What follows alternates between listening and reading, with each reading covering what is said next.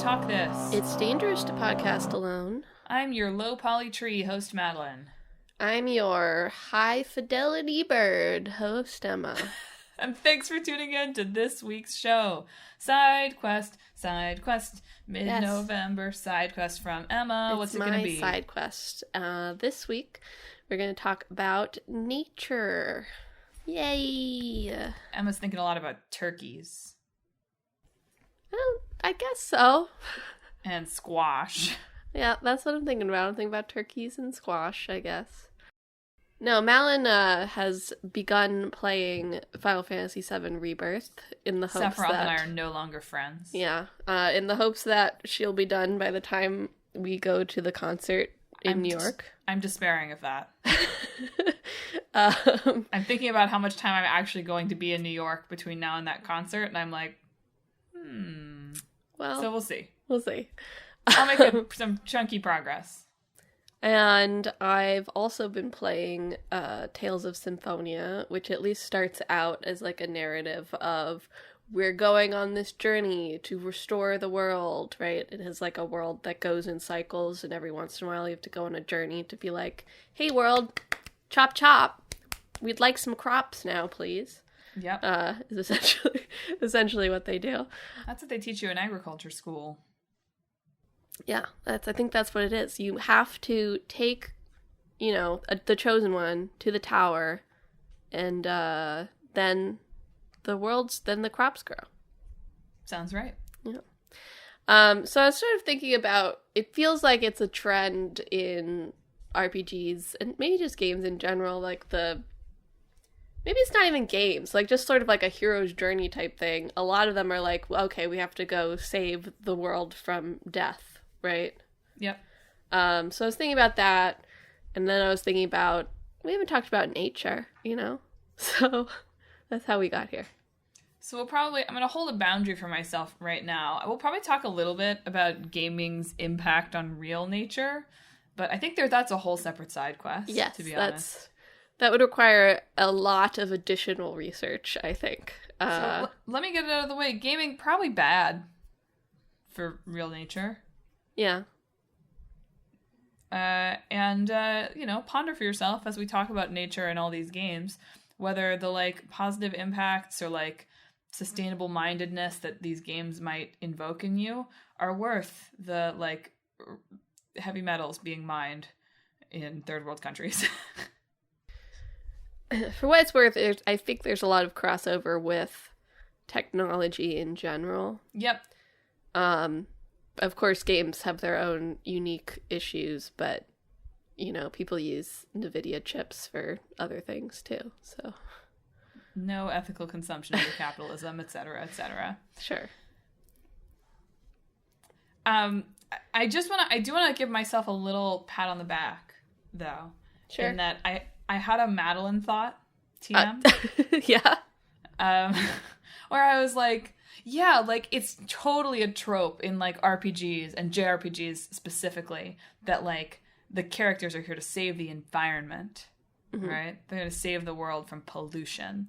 And right. I thought that to myself a couple days ago, and I thought, that's definitely true. And then I thought, no, I know exactly what's going to happen if I say that. Emma's going to be like, no, that's not, have you researched that? Have you proven that? And so I did. I wanted to be clear that it's not just that, I play Final Fantasy VII. Guy who's played Final Fantasy VII says all games are about saving the Earth. Yeah. Right? Yes. But I did look. There was a really interesting article. I thought this article on Kotaku was really quite good and interesting, and you should read it.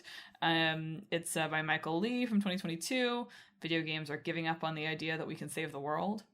And it talked in that article a little bit about how, yes, genuinely, there are a lot of, specifically kind of 90s era JRPGs that are about, saving the Earth in an environmental way. I mean, obviously some of this probably comes out of the fact that Final Fantasy VII invented the environment. Yes, that's what I've been told, yeah. So, and, pollution.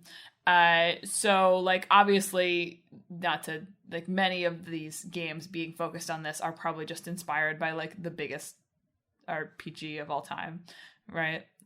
But many of the sort of Tales games, Secret of Mana, Star Ocean, Illusion of Gaia, Chrono Trigger, lots and lots of games from this era that are sort of doing the like, we have to save the world. And this article talked about, and I thought this was really interesting and like may contextualize some of the environmental nature building and storytelling that we talk about in this show, is that games in the 90s were like sort of hopeful about it.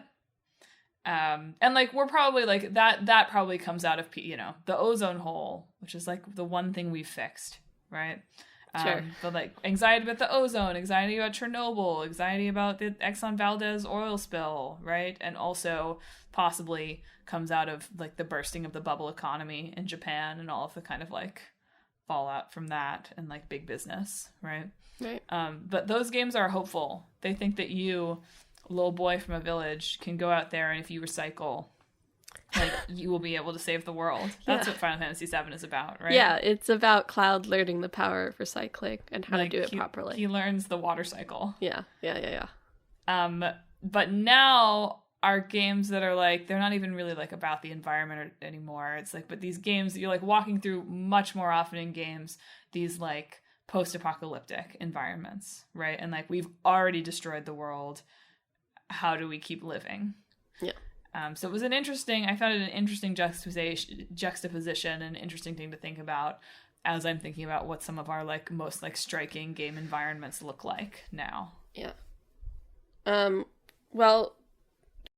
One thing I did was I have a zine called Endgame Sequences, that's about like sort of death and dying in games. And there's a essay from Julie Muncie in there, that's about the Nier games and how those tend to speak to their sort of climate anxiety, right? The sort of overwhelming but hard to grasp fear of the way that our environment may slowly break down and become inhospitable to us. Because one of the first image in the original Nier is it's snowing in the summer, right? That sort of unnatural weathered pattern of our standard cycle. And then one of the first sort of monologues in Nier is the main character sort of expressing about how the world is dying and how honestly he's not really thinking about that, right? Because his sister's sick. That's what he's worried about, right? How can you think about the vast scale of how humanity is dying out, because of our own hubris or whatever, when you have these sort of individual struggles still, right? Which I do think is something that speaks to how we think about the climate today, right? And then Automata puts that on even a grander scale of like, our society died out, a new society lived in the desert, right? And now that society has died out as humans are fully gone from the earth, right? The fact that like even in the dying world, we've had cycles of human society that are now fully gone, right? Which is just, thinking about it on that scale is interesting to grapple with, I think. Whereas I feel like most post-apocalyptic games are very much like, well, it's the apocalypse, and that's bad. There's zombies or whatever. But that's like a prescient concern, whereas it's very much kind of not in the Nier series, right? Yeah, definitely like most of these games from a very individualistic perspective, because of course like it's really hard. I mean, obviously the reason we're sort of in this situation is it's really hard to tell a compelling narrative about how we save the world from climate change. Yeah. Particularly one that has a compelling gameplay loop. Because it's very nebulous, right? You can't... Well, you probably could. If someone wants to write a game about killing the god of climate change, go ahead. But it doesn't work quite like that. I mean, I was talking about this the other day with someone in the context of the election, and that, like, at this point, and whatever, we'll get back to talking about games in a moment. Let's do climate anxiety here at the top first, I guess. But, like, at this point, I don't really believe that we can fix this by like people doing anything. Like, to be perfectly honest, we should all be trying to do things. Companies should be doing things. I don't really believe that will save us. I really feel like our only shot is that someone is going to develop a technology that allows us to like get out of having to do any work. And I think that we should probably put all of our eggs in that basket, because I don't think that it's going to work any other way. And somebody should do a game about that. That takes it and makes it much more individual. I guess so. I think that if companies were doing something, if governments were doing something on a more consistent level, that sort of thing would make an impact. And I do think there's value in individual action and just for yourself, thinking about the things that you do, I agree with that. I just don't believe that enough. I don't believe that enough like company and governmental action will happen. And so I think that the realistic way that we don't all, well, not even all, right? Like, we live in a privileged place. Climate change will be unpleasant for me, but will probably not kill me. That's why I'm like, no, like, more likely that somebody comes up with like a sucky the ocean temperature ray. Sure, yeah. And then we could have a great game about it. Woohoo, yeah. Just feels more likely to me that we're gonna like find a miracle technology at this point than that every company and every corporation that needs to make like moderate to significant changes in their operations is gonna do that. Anyway, let's talk about games. Yeah, woohoo, nature.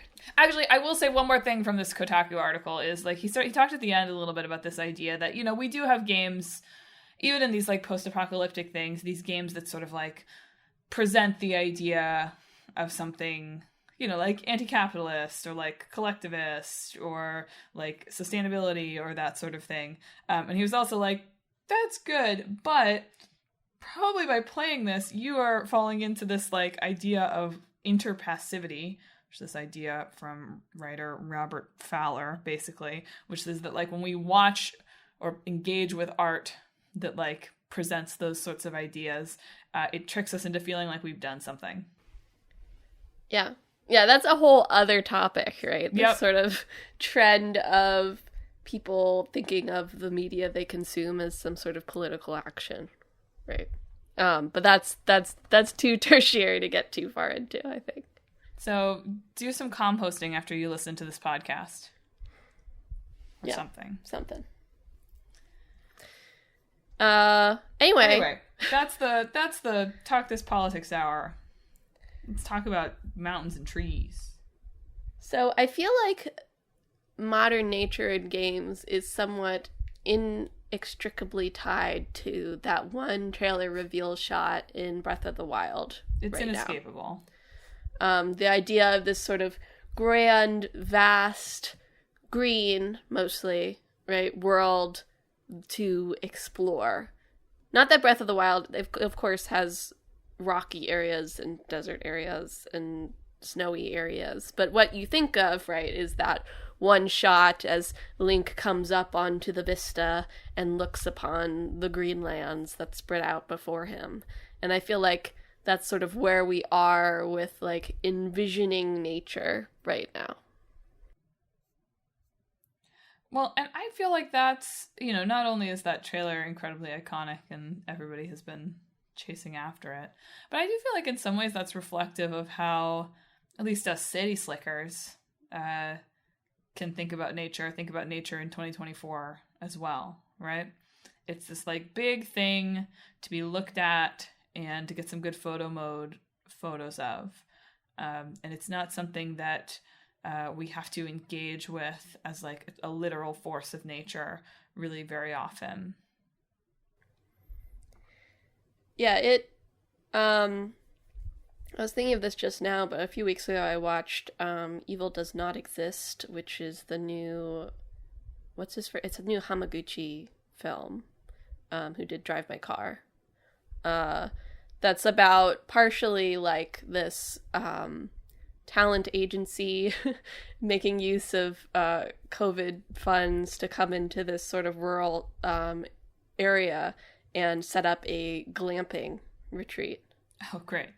And that's kind of how I think about that, right? This kind of the idea of nature from an urban environment. Oh, I can get out to nature in the glamping retreat, right? Yes. And that's kind of how it is in video games a little bit.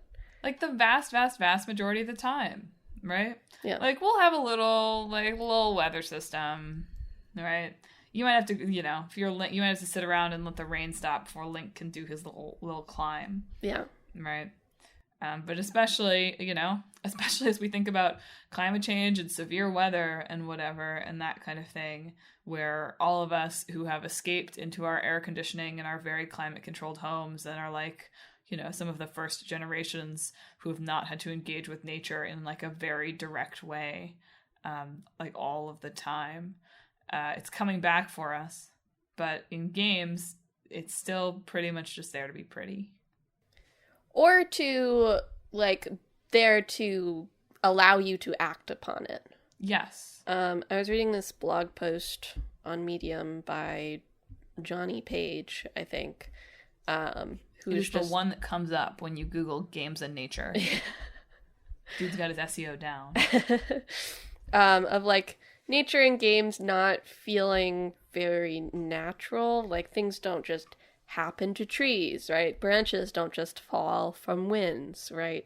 Either there's quite scripted events, right, that are happening to you as you move through nature, or like you're the one who is starting the forest fires as Link, right? Yeah. And using that to your advantage, and very much like telling nature what to do, so that it's more of like a playpen for you rather than like an actual sort of natural environment that, when the tree falls in the forest, yes, it does make a sound, right? Exactly. No, and of course that all comes down. I mean, that's like just the heart of games, right? To some extent. And it's attention, right? I feel like I read plenty of blog posts and watched plenty of videos in preparation for this where people were like, well, like, it's really cool when the environment is kind of going on and things are happening without you, right? And I agree. That is really cool. But also, the human cost. So it's a really tricky balance, I think, in designing game nature, in that, like, kind of what everybody wants is not just for it to be, like, beautiful and perfect for posting screenshots on Blue Sky, I guess, wherever game screenshots get posted now. There's no integration with X anymore, so yeah, who knows?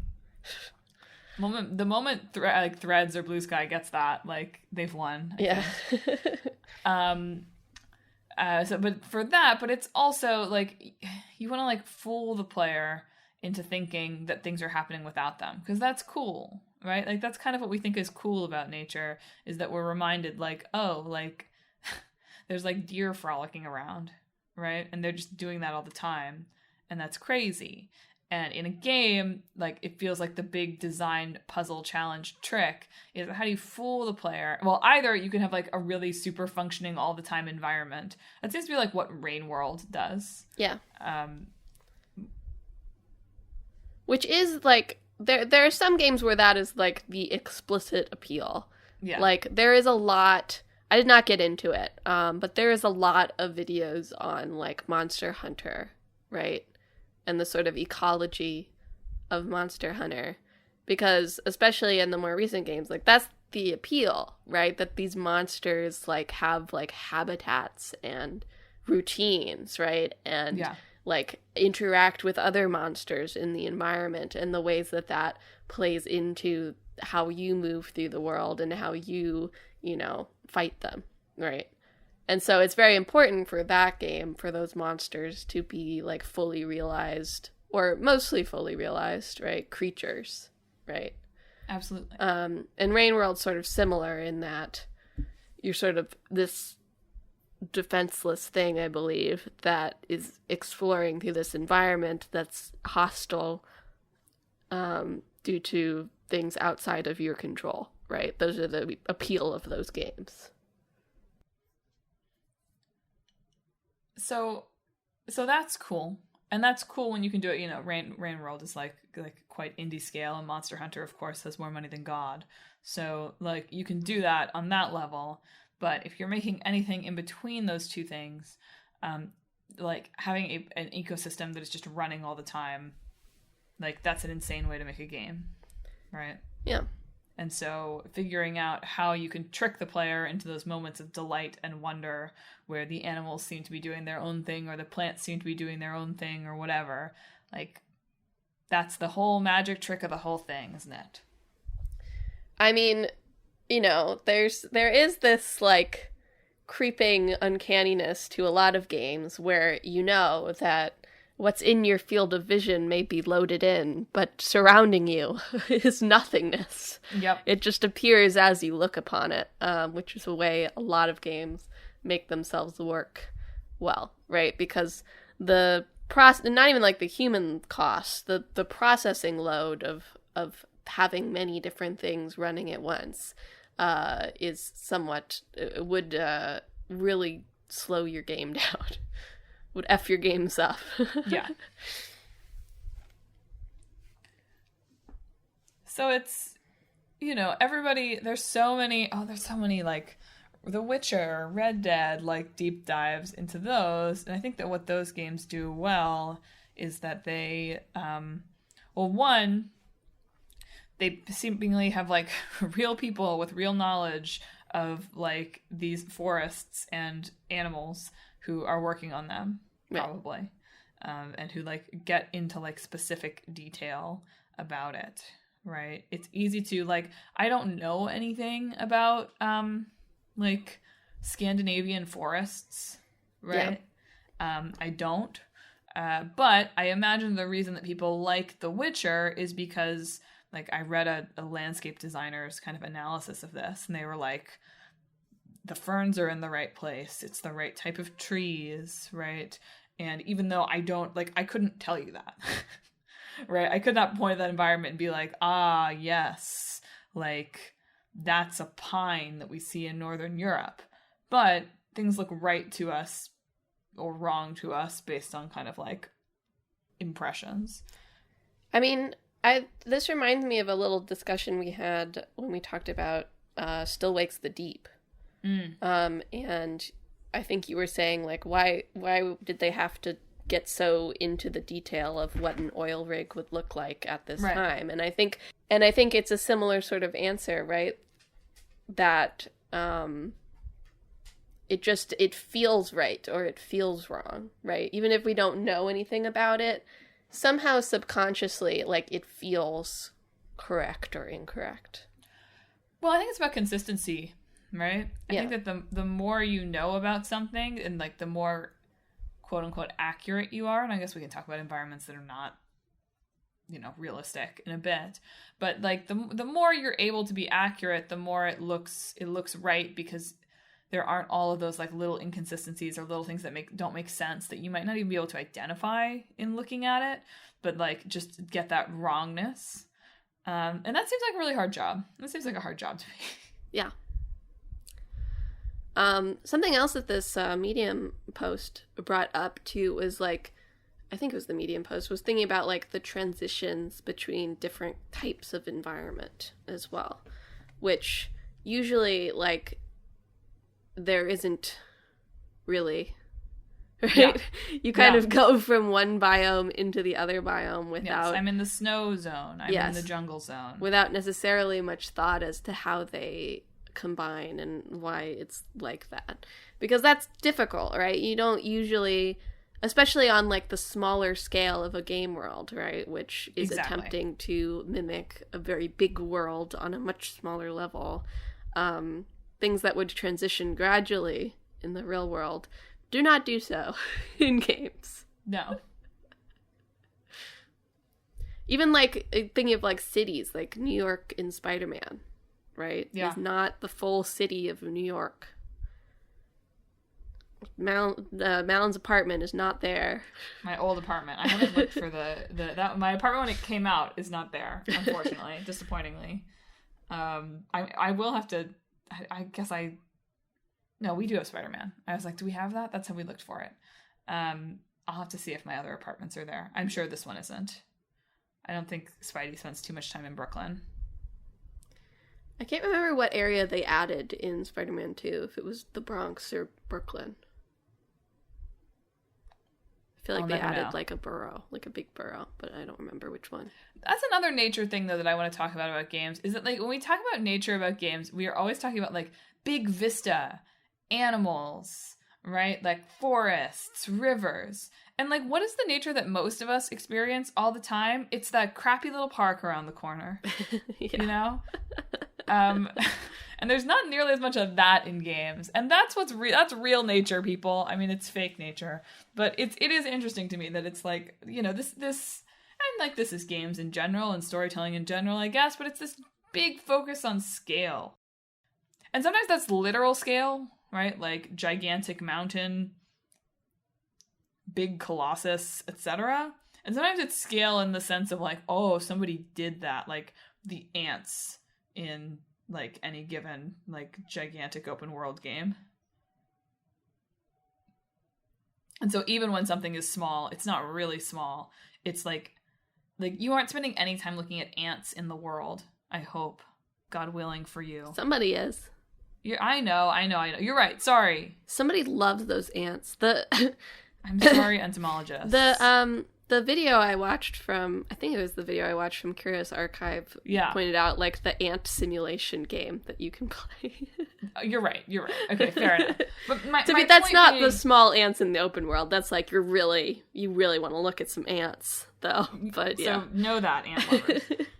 But my point being that there are all sorts of things that we kind of marvel at in games that we don't marvel at in the real world, really.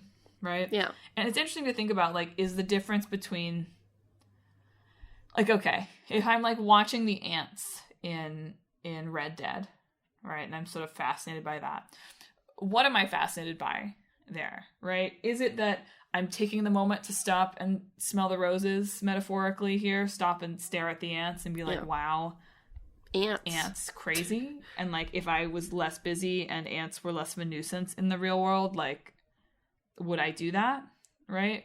Or is what I'm marveling at the, like, that's crazy that they did this?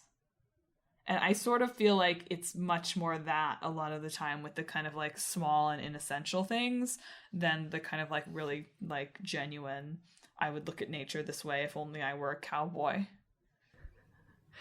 But then again, well, like, this Curious Archive video was very much talking about, like, this mod that you can put on RDR2 where you can play as, like, any animal in the game. And all these animals have, like, animations worked out, right? Like, very specific flying animations and that sort of thing. Yes, the birds, the bird section I found particularly funny because I remember from when I used to watch, like, boundary break videos, they would always zoom in on the birds that's really far away, and they're always, like, two flat planes put together. Yeah. The most horrifying birds you've ever seen, usually.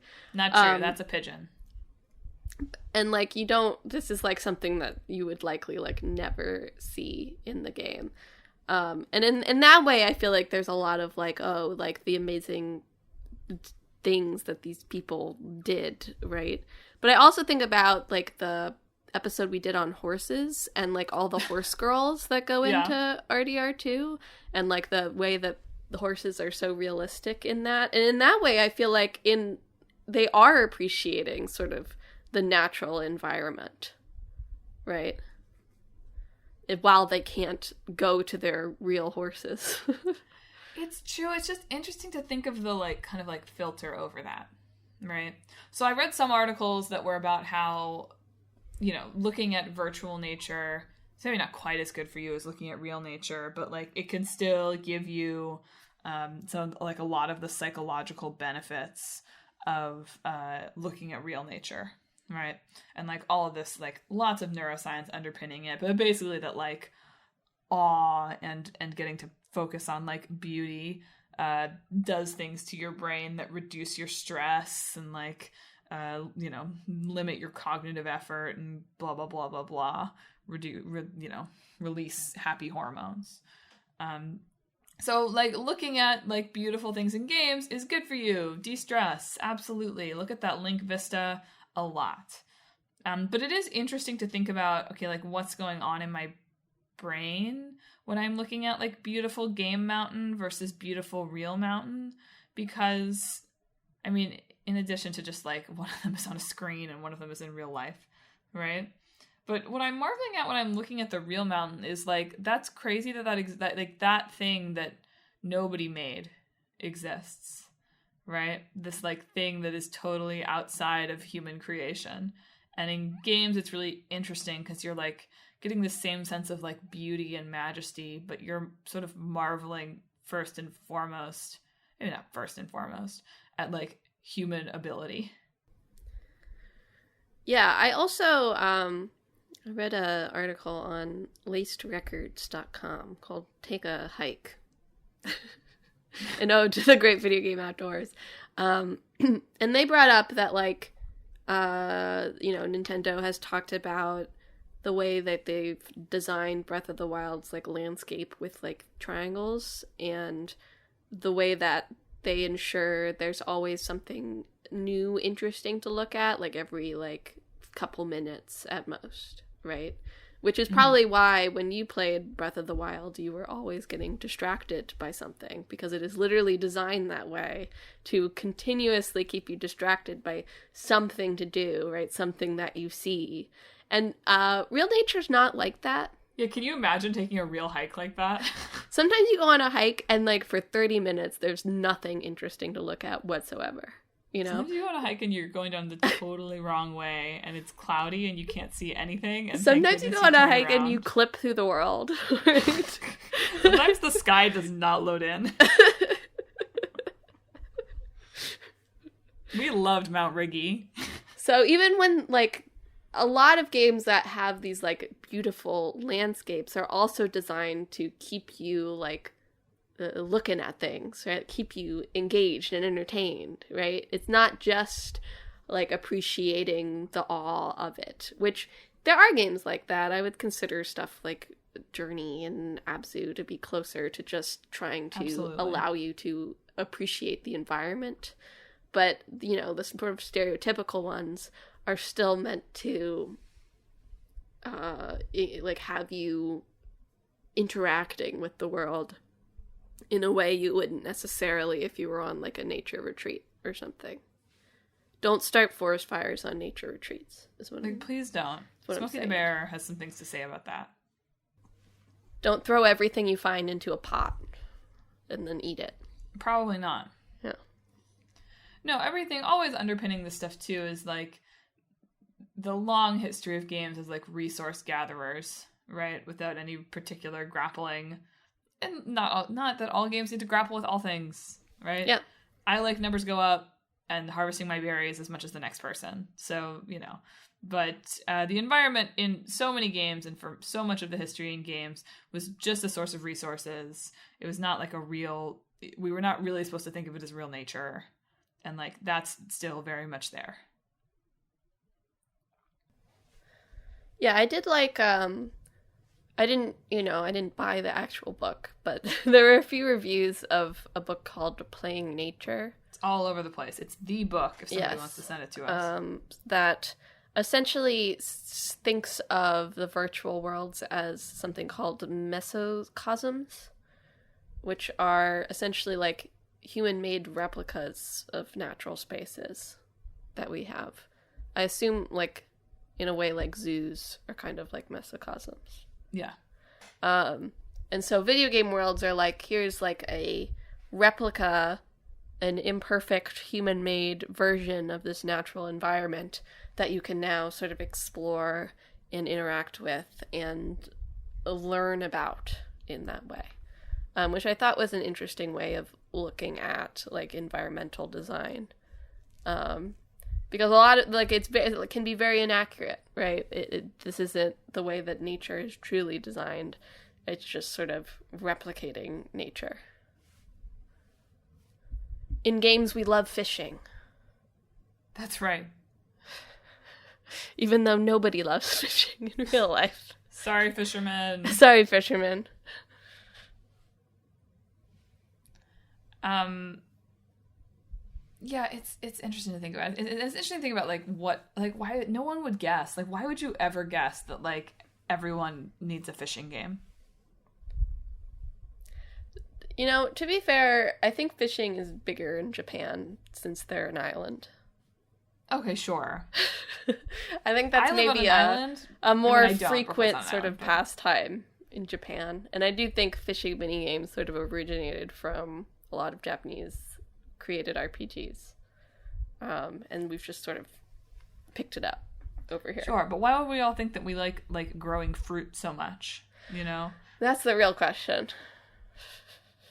like just feels it's just so interesting. It's interesting to think about like what nature things we think are cool and what nature things we don't. Like we like growing things, we like fishing, we like looking at pretty things, right? But I do feel like where's the game about like hunkering down for a storm, right? Where's the game about the wonders of snow? Not very many tornado games. Well, I think, you know, on a developer level, weather's kind of hard. Yeah, well, fair. Because not only do you have to deal with, like, actually creating the weather systems, right? You have to deal with how does that interact with the character that you're playing as. Which, if you have biomes that have certain types of weather, right, that's fine, right? If you go to the snowy mountain, okay, we can design this snowy mountain and, you know, it's contained, right? It can't just, like, snow anywhere. Right. You know, even, like, something I wish was more in Rebirth, but I understand why it doesn't, is I wish there was more, like, extreme weather. You know? Or, like, weather like there should in general. Be, right? But, like, it's unfortunate that the design is difficult to allow for that, right? Well, and the story, it would be hard from a storytelling perspective, too. Yes, yeah. Right? Yeah. But, like, people were very upset that Cloud does not get wet when he goes in the river. Get over yourselves, people. They really want sopping wet Cloud. I mean, okay, fair enough. So, like, they're not doing rain, right? Yeah. Outside of, like, pre-rendered scenes. Because it's just too much. From a development standpoint. But it's just so interesting. It's so weird. Like, what are the little details that we, like, really want to be accurate, and what little details do we just not care about at all? And Cloud being wet is apparently one of them. We need him damp. Do you ever think about how your cell phone, and specifically Google Maps, is like your own little HUD? Your own little waypoints? Yeah. Yeah. I am sympathetic to people who are like, I wish they would not give me so many little minimap points. And sometimes I get it. But also, I'm so directionally challenged in games. I mean, kind of in real life too, but especially in games. It's just difficult in games to orient. I think Yes. that the perspective of games makes orienting yourself difficult in ways that, like, I'm also not especially directionally great in real life, but I think there's something about games that can make it harder. So I'm sympathetic to the desire for wanting more sort of natural exploration, and I think there's room to offer that and room for games to have that. But also, if you know, I turned on the directional assistance and the accessibility features of The Last of Us 2, which is not even, like, an open world game. So... No, I mean, even when I'm on hikes sometimes, we pull up Google Maps and are like, where are we? Yeah. So, people need to live in the 21st century. These folks are not navigating with maps. And neither are you. I guess so. Did you see that there was... I didn't realize, this is speaking of Final Fantasy VII, which we were talking about a little bit, the, like, Power Wash Simulator DLC. Yeah. I mean, that's published by Square Enix. That's so crazy. Power washing, probably bad for the environment, I feel like. Like, maybe. They This is seem a like lot of they're water. cleaning stuff. Like cleaning up an environmental disaster. That feels like something. Something, anyway. I don't feel like you power wash after an environmental disaster. Probably not, but maybe you do. I don't know. But I do feel like so much of our focus on nature in games is like photorealistic or hyper-realistic nature, right? And there are lots of games that, both in terms of creating environments that are not real, or in terms of just being more generally stylized, or just like generally different in focus, I feel like create natural worlds that tell us things about that world, or that cause us to feel things in different ways than just like, that is the most realistic tree I've ever seen. I mean, there are some smaller games that are sort of about nature. Well, everybody loves a short Firewatch came up as an example a lot, right? Yep. Where you're sort of exploring this mountain. Alba's Wildlife Adventure is about like cataloging the natural environment of your neighborhood. Mm-hmm. A Short Hike. Yep. Is kind of about nature, honestly. Chia, you brought this up in the notes. Yep. I mean, I know that's based on a real place, but it's very much more abstracted nature than other ones. Well, Chia and to a much lesser extent, A Short Hike. You know, I feel like in thinking about and preparing for this podcast, there's sort of like categories of ways that games expect us to engage with the nature, right? So there's the very gamey, like, it's here to harvest, right? Yeah. Then there's the more common in the past 10 years, it's here for you to take pretty photo mode photos of. Obviously, there's a subset of games where it's like the nature is like the main thing, right? And not worrying about that. And then there's games like Chia, where it's like the nature is here for you to play with. Yeah. And I feel like we're starting to see a little bit more of that, and I'm interested to see where that sort of genre of thing goes. I feel like that almost always takes the form of like, you can inhabit birds. Yeah. But I feel like even A Short Hike in a like more melancholy way, in which perhaps. You do inhabit a bird. Sure. Yes, of course. Not like Chia. You are a bird. Yes. I don't inhabit a human. Yes. Right, of course. Or do I? Or do you? But like those sort of games that are encourage you to approach the nature in a playful and a curious way, as opposed to a pillagey way or an observer way. I'm interested to see where we can go with that, since we've pretty much hit the limit of photorealism at this point. Yeah.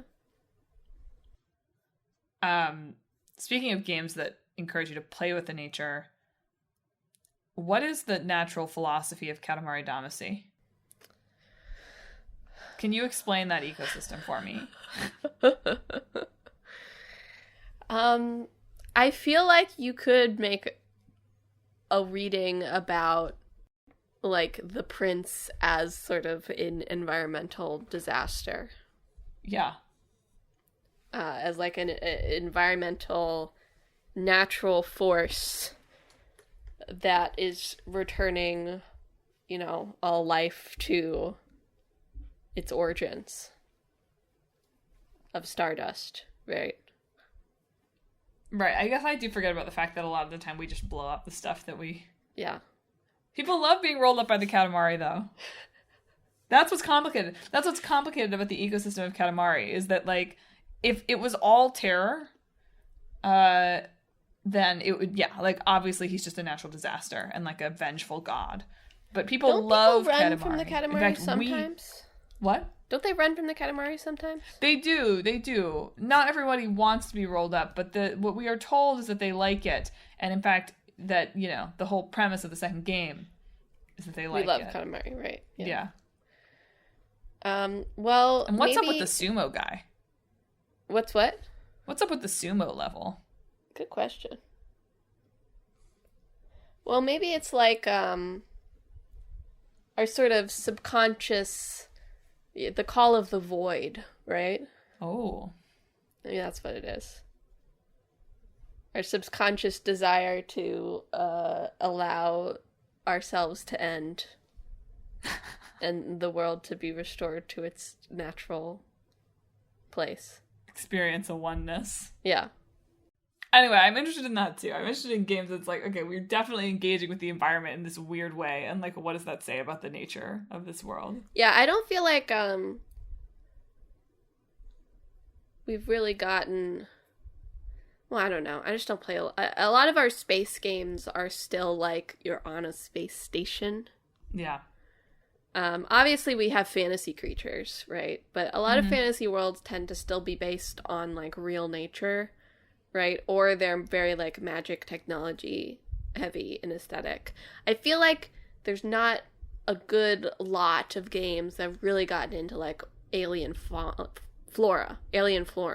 Yeah. And really thought about like alien natural landscapes. There's some exceptions to this. I feel like there was a game where you're like like a slime rancher, I guess. Yeah, maybe. There's a game where you're like mechs and like farming on another planet called like Lightyear, I think. So there's exceptions to this, but yeah. No Man's Sky is sort of this, but yeah, just No Man's look at it. Yeah. But yeah, not so many. We gotta get some more. I think it's because people are scared. It's hard. People are scared. Gotta get some more like real hard sci-fi people into games writing. Yeah. Or maybe not. People hate space right now. People are done with space. Space is over. Space is over, is what I've heard. Isn't it cool that we have genres of game that are just like space, underwater? Yeah. Like hiking in the woods. Yeah, game genres are good. Not enough beach games. I'm trying to think of like other natural environments. Not enough volcano games. I feel like that's a missed opportunity. You haven't gotten to the beach in Rebirth yet, right? Of course I haven't. I've played like 2 hours of Rebirth. You're in the grasslands. We are chilling in the grasslands, trying to figure out how to find stuff on the map. I don't really understand how the map works. It's going great for me. The waypoint's not helping because I can't figure out how to use them. Good. Good times.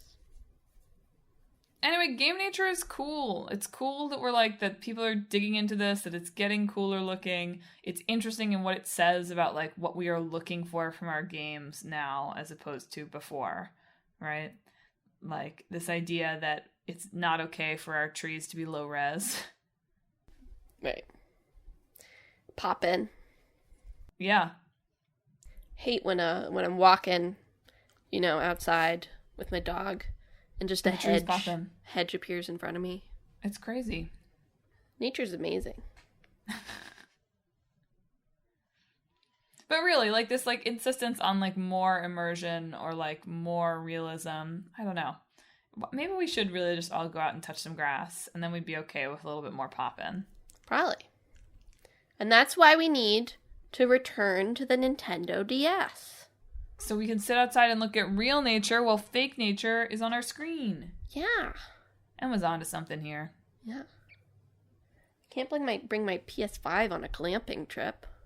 You could, actually. Being really honest, if you're going on a glamping trip, you could absolutely bring your PS5. It'd be a pain. I won't lie.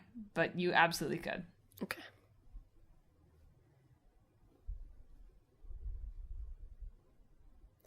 Well, anything else to say about nature? Let's see it different. I want to see it different. I think too much nature is like, it's big, it's Vista, it's that Breath of the Wild thing, and I think that's great and that's cool, but we've pretty much done that. So like, give me something else. Some new nature. Nature 2. We didn't talk about Okami at all. Okami, I feel like, is a good example. Like, give me that.